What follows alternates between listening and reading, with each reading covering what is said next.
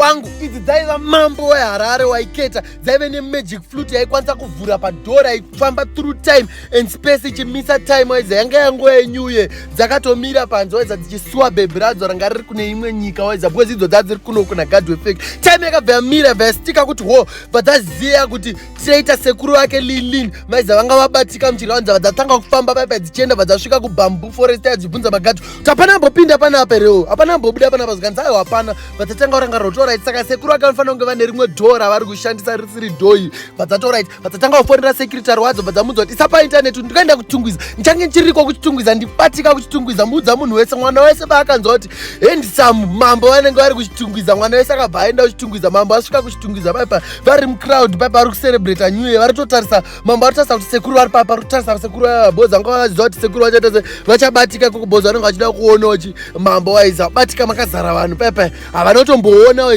Mambo anotomborealiza kuti apfudzana nani nasekuru wake, because iye aitaga munhu ane 70 years old, but mambo anga achiri kulook at the same waiza as 25 years back. Akabva amira bastika, sekuru akabva astika, but angati pana chimbotarisa pamakamera zanei ndisiri kuvaona sekuru, chii chiri kuitika. Vatanga kurangarira kuti o pandopinda mutime space yaiya waiza one day is equal to 1 year. Saka sekuru wangu vanogona akatora advantage, bvapinda imomo waiza, bvamira 25 years waiza. Saka vari kuchiri kuluka 25 years yanga waiza, badaiso bacheuka waiza, vese bvatarisana bvacheuka bvatarisana, hapana akaita move waiza. Mambo vati traitor Lilin, vanhu vese pavakangonzwa kunzi traitor, vanhu bvatanga kutiza magadzi amambo bvatanga kuuya, achisvika paipa bvasvika pasina, bvasvika even God wefake uya bvasvika bvamira paipa waiza. Mambo zvikanzi kill him, vaanzi kill him, vanhu vese bvatanga kutiza magadzi achiburitsa futi, even God wefake achiburitsa futi, vanhu vatanga kutiza ati yowe icho shit man damn it, achitiza vanhu yapo vatiza bvatanga kubatwa